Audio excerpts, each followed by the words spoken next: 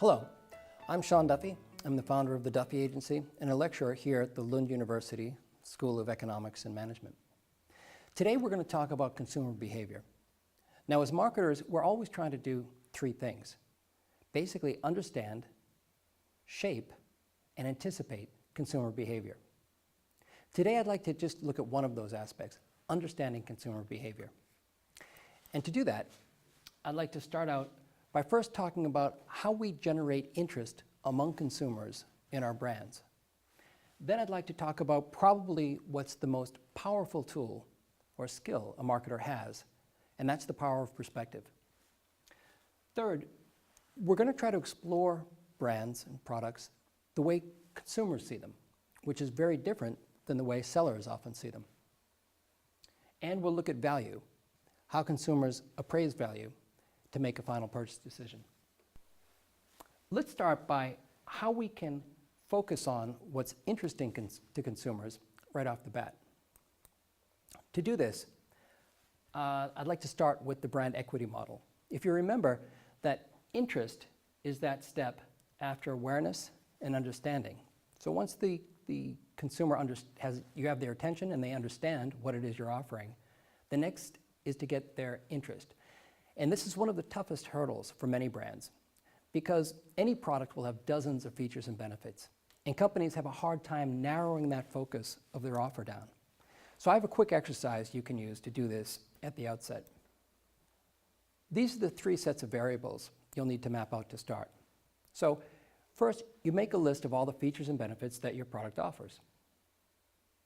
Next, ask yourself, which of these things does the target really want? Now, this should be based on research. Short of that, you'd have to use your best guess, I suppose. But keep those things and cross out all the rest. Next, from that list, ask yourself, of the things that are left, which does the competition offer? And if the competition offers something that's on that list, cross that off as well. Now, the things that are left are the things that your target finds valuable and that your competitors don't offer, or they're not perceived as offering even if they do. And that's the sweet spot. Basically, your features and benefits that are differentiated in value. This list probably won't be one thing, it could be several, but at least it's a starting point. The important thing to remember is that any amount of target data won't do you any good unless you can apply it in your work. And to apply it, you'll need more than research and analytical skills. You'll need to cultivate the skill of thinking backwards from your target's perspective. And that's really the essence of good strategy. So next, I'd like to look at a few tools to help you do that, to see the world as your target market does. The power of perspective. Being able to see the world from your target's perspective is probably the most valuable skill you can have as a marketer. It's also one of the most difficult to master.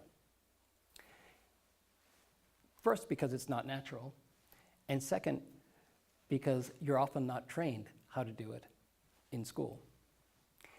The easy way to look at it is anytime you're approaching a marketing assignment, picture your target market like this, on the other side of a pane of glass, and you just have to communicate with them. Sounds simple enough. So, you decide what you want to say, and then you get your message out in front of them, like this. But stop for a minute and consider how things look from their perspective. What your target audience sees is this. And although it was crystal clear from the writer's perspective, your perspective, it's completely cryptic from the reader's perspective. And companies do this all the time in many different ways, such as focusing on features and benefits that reflect the company's priorities, not the target's. Or creating return policies that increase efficiencies inside the company but make it impossible for customers. Or messaging and imagery that the ad agency finds hip but the target finds completely cryptic. Or naming systems that make sense internally but not to outsiders. Or optimizing websites for keywords that the target actually never uses. We call this inside-out thinking, and companies do it all the time. Why? It's super difficult to think backwards from the target's perspective. This is our objective. We want to create a brand presence that makes sense from the target's perspective, one that reflects their reality even if it doesn't reflect our own as much.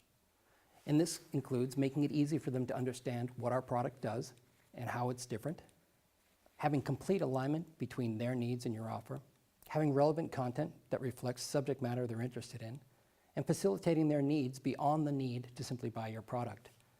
It also means helping them feel like your communication is talking to them specifically, not everyone on the planet. And it all starts with one skill: learning to think and communicate backwards from the target's perspective. And that starts with target research, but comes from your strategic discipline and experience in using it. Now, most marketing communication companies don't do that. They're talking to themselves. And that's a fantastic opportunity for the rest of us. In this kind of environment, like we see here, most companies don't really connect with consumers, and the few that do really stand out. Basically, talking to yourself is extremely effective camouflage if you'd like to blend in. This is a short mantra that I think is especially useful if you're marketing online. Go where the people are, not where you'd like them to be. Talk about what people care about, not what you'd like them to care about. Make it about their needs, not yours. And overall, be relevant. Now, we've already said that basically you have 4 elements to work with: product, price, place, promotion. But while you're working with those 4, the consumer actually only ever sees one thing when they look at a product, and that is value. So we should take a look and see how consumers choose and how they determine value. This is how most sellers compete. They have a product, it has a function and a price tag, and maybe they'll put a coupon in to get you down there to buy it. Very rational, but very ineffective from a branding standpoint, because buyers see things quite differently than this. Basically, we've developed a hypothesis that we use to understand how consumers see a client's products. And that looks more like this. We may not be aware of it, but whether it's a cough drop or a new car, we assess what we'll get from the product in relation to our needs. And we evaluate that in terms of the core features, value-add features, and value-add associations. And we'll go through that in a second. We don't look at the price tag as much as we assess the total cost to us. In other words, what we have to give in relation to our resources to get that thing. And these could be things like time, hassle, risk, and of course money. And at the end, we decide according to value. That is the balance and the best balance we get between what I have to give in relation to my needs, resources, and options, and what I'm going to get. So let's take a moment to take a look at each one of those 3 factors. If we apply consumer perspective to products, we might see something like this. Although you probably don't think about it, you and most buyers value products in 3 dimensions. Basically, core features, value-add features, and value-add associations. This is an evolution of Cutler's 3 levels of a product. And we'll go through why it's evolved in a second. Basically, your core features will be tangible features that directly affect the core function that define the category and are required for inclusion in it. If it's a Pilates ball, it probably has to be a certain size with a certain amount of air pressure inside and a certain durability factor. Then you have value-add features. These are tangible features that add functionality. It could be anything from pricing, convenience to buy, warranty, service, support, the design of the thing. These can be standardized and expected by consumers as the years go on. So they're difficult to remain unique in the long term, but they can provide a huge advantage in the short term or midterm. Lastly are value-add associations. These are intangible. They're shaped largely through communication, and they reflect on the product. These could be things like quality, reliability, status. Also, they reflect on the user's status, prestige, social responsibility, environmental awareness. A typical example of this would be if a famous celebrity or sports figure were to wear or use this Pilates ball, for example. That doesn't change the Pilates ball, but it could help sell a lot more of them if it's important to the target market. Now, if you remember, I had said that this is slightly different than Philip Kotler's model. And the reason behind that is that you should remember, if you're using this, that all the rings aren't weighed equally. In fact, that rarely ever happens. The weight of the rings depends on the value priorities and value perceptions of the people you're marketing to.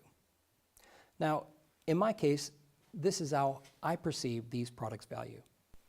If we start with the Rolex, it's an expensive watch. But I don't think this watch tells time any better than any other watch, at least for my needs. The design isn't really anything special for me, nor the warranty or the service features. I think a lot of the reason why Rolex sells is because of the associations with the brand, the affluence, the elitism, the sports. These are hard to copy, and that's why these watches can sell at 100 times more than the price of, say, a Timex that tells time probably pretty much just as well, and may even offer a greater variety of designs. The smart car, that's slightly different. The core function here is transportation around the city, and this car excels at that, the core function, because of its size. So the black dot in the center tends to be a little bit bigger. But the value add is also pretty strong with this because it offers other benefits like low gas consumption, really cool design for a small car.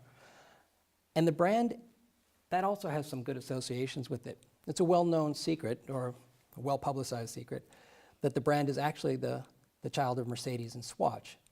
So this is really a product that's delivering, at least for the time being, on all three rings in different proportions. And then we've got cell phones. So what's the first thing someone asks you when you tell them you've got a new phone? How many megapixels is in the camera? How much memory did you get? Does it have a fingerprint pad? No one ever asks, how are the phone calls on that thing? Although they may ask that about the carrier. Phones are selling on the value-add features like cameras, video recorders, and music players. And that's why the core feature in there, the black part, is super small, where the value-add ring, in my case, is weighed pretty heavily. And then, of course, there's brand associations that come with strong brands and brand loyalty, like Apple, or, as you may have noticed with some of your friends, with BlackBerry as well. So shortly after moving to Sweden, I was sitting in my kitchen working on this model, and it was a hot summer day. And I was trying to think of an item where the core function, well, was pretty much it. And I couldn't come up with anything. And at that moment, the power went out in my kitchen. And my fridge and freezer had no power and began to thaw. So I ran around my apartment, pretty panicked, found the fuse box, and saw that the fuse for the kitchen had blown. And I had no fuses. And I didn't have a clue where to buy them in Sweden. So as my freezer began to melt, I ran down to the grocery store, and I found this IFO fuse.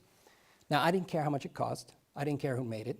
I didn't care how long it would last. I just needed to get electricity from point A to point B. And so I solved two problems at once. I found an example and got my freezer back on. But bear in mind, these are my perceptions. For example, I bet an electrician would have a much different idea about that fuse and its value.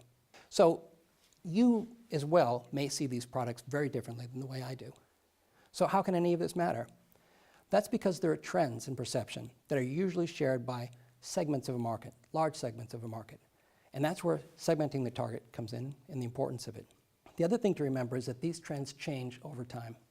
And that's why you have to keep in contact with your target to see where they are so you can offer the value they seek. And that's really comes with the question of where is the value battle in your category at any given time. Let me show you an example. Oral contraceptives for women are a pretty good example of this. In the 1960s, the question really was, will it work? So the core functionality, preventing pregnancy, the black part, was quite big. And that's where the marketers would want to be putting their emphasis in their communication and building their brand around. Reliability, it will work. Today, if we look at it, the black part is pretty much taken for granted in most parts of the world. And people have moved on to other things. The value add section. A lot of birth control pills for women today are sold on side effect profiles like water retention, cramps. And value add like acne prevention and reduction of cancer are also some issues that pharmaceutical companies are looking into to market birth control pills. But this is a good example, I think, of the way that over time these rings mature. Typically, at the outset, the black part, the core function, is the most important part in a new category. Over time, that becomes significantly less important and the second ring kicks in. But remember, all the things in the second ring usually are easily copied. And over time, that too will shrink down until it's a battle of brands. A good example of that might be Coke and Pepsi, where the product differences, although some people claim they're huge, for many people aren't that far apart. It's really a matter of brand associations. Ericsson is probably one of the clearest examples of what happens when you don't pay attention to where the value battle is. If you remember, in the early 90s, Ericsson led the mobile phone market. And at that point, it was pretty much an engineering battle. They got the phones to be small, and they got them to have good reception. And back then, in the early 90s, that wasn't so easy to do because there weren't so many cell towers, and the technology was new. And so Ericsson did really well. But by the late 90s, there were more cell towers, and none of us were really afraid that we weren't going to be able to make a phone call on the thing. We were more interested in other things. And Nokia entered the picture, realizing that. And they started designing their phones very differently, with a much bigger screen and all sorts of small design extras. If you can see on this diagram, in 1999, when Nokia first introduced, I would say, a more designed phone, Ericsson was still lagging behind and actually didn't catch up to 2002. And they themselves, if you read this quote, basically admitted as much. They were focused on the engineering and the quality, but not where the consumers were. And the rest was history. As marketers, this is really interesting for us. Because before, in order to influence the product, in this case, let's say Nike, we would have had to have been a shoe manufacturer or know a lot about shoe manufacturing. But today, if you look at value add features that are being added that are actually part of Nike's product offer, this could be a thing like designing your own shoe, and this kind of mass customization, or the Nike Plus website that if you're not familiar with it, you should look into. It's a value add to the product, and it was created by online marketers such as ourselves. And of course, brand associations will always play a big part when dealing with sporting apparel, or you might say even fashion in Nike's case. And the strange thing about this is that this is also more or less a bank account. When Nike was found to be using child labor in sweatshops, the way they handled that situation and the positive associations and feelings they had towards their brand helped them through that crisis. In fact, their brand equity actually went up after the incident than the way it had been in the months leading up to it. Okay, so that's how consumers look at products. How do they choose? Specifically, how do they determine the value of one brand or product compared to another? Well, as you might guess, I have a model for that. Let's take a look at it. This model is based on a set of mental scales that every consumer has in their brains. Value is all about finding the right balance between what I give and what I get. In the mental scales here, the get side has to be perceived as balancing or outweighing the give side. Otherwise, there is no value. But it's important to remember that what you give is more than money, and what you get is more than product functionality. On the one side, we have what I get as a consumer. The weight of this is determined by how well it satisfies my wants and needs. On the other side, there's what I'll have to give to get that product. But it's not just price, it's total cost. That could involve things like money, time, effort, hassle, etc. The weight of this is determined in relation to resources and options. How much money, time, and effort do I have to give? And what other options do I really have? Whoever is perceived as tilting the scales the most to the right will get the sales. Pretty much end of story. Let me give an example. Take these two Cokes. One sells for €9.50, the other sells for 75 cents euro. Which offers the better value? Well, I was in a hotel room in Amsterdam. It got late, I had a big presentation in the morning, and I still had a lot of work to do. I was getting tired and I wanted a Coke. So I grabbed one out of the minibar and noticed that the price was almost €10. I knew there was a 24-hour convenience store about 2 blocks away where I could get the same Coke for about €1 or less. But it was raining, and I needed to get dressed to go out and get it, and it would probably take 20 minutes. Of course, I cracked open the Coke from the minibar and kept on working. For me, at that moment in time, the one on the left was a far better value than the one on the right. And this works particularly well when you perceive your options are limited, as I did at that point.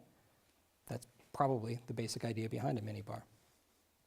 So value is really the balance between what a person gives in total and what they get in relationship to their needs. Money's not the only price. There are other costs. And if we look at this model, things you might have to give: time, hassle, physical exertion, mental exertion, risk. There could be physical risk, social risk, career risk, monetary risk. And then, of course, there's the resources and the money, the price tag. And people will weigh different parts of this equation differently depending on their priorities. But as we said before, large swaths or segments of a population will tend to weigh them in the same way. And on the get side, it's not just the product and the core function. You could also be saving time. You could get pleasure, labor saving, physical labor saving, mental labor saving, security, health, well-being, status, both social status and career status, or perhaps even more resources and money. And of course, these priorities change with the resources, time, new information, pretty much anything. Again, that's why it's important to keep an eye on them. An easy example of this is a slightly fictionalized example of this chair. If we assume that the performance, appearance, and durability between these three chairs are comparable, then you've got to look at the different prices. All three sell well, so all three are offering value to certain segments of the population, who evidently have very different value perceptions. We'll explore this more in class, but using the value scales, think about how this could be. That IKEA, Scandinavian Design, which is an American upscale furniture store, and Fritz Hansen, who are actually the people who invented that chair, could charge such different prices for principally the same object. So people will always gravitate towards the product that they perceive offers the greatest value. Value is highly personal and based on perception, not necessarily reality. It's the only thing that matters and the only thing you can compete with. So in this sense, you're not really competing on products. You're competing on value perception, those scales. And your job as a marketer is pretty simple. You have to lighten up the give perception and weigh down the get perception while remaining truthful. And that's the super important part, while remaining truthful. I'd like to leave this topic by giving you something to think about. I'd like you to explore this idea in relation to our definition of value. I think if you do, it might save you a lot of time moving forward in your career. The idea is simple. Markets don't respond to quality, only value. Okay, we've tried to understand consumer behavior today. We've looked at the way the consumers look at products. We've looked at how they determine value. And we started with a simple model to help you narrow your focus to grab their interest to start with so they even see you or consider you. I think the last point that we just talked about, we'll talk a little bit more about in class. But before I leave, I just wanted to mention one thing. You might have noticed that the name of this lecture talked about consumer behavior online. And we haven't really talked a lot specifically about the internet. And the reason for that is this applies equally well to online or offline, as do many marketing principles. So it will definitely help you online, and if need be, it'll help you offline. Super. We'll pick up where we left off today in class, starting with that last slide, and I'm looking forward to the discussion.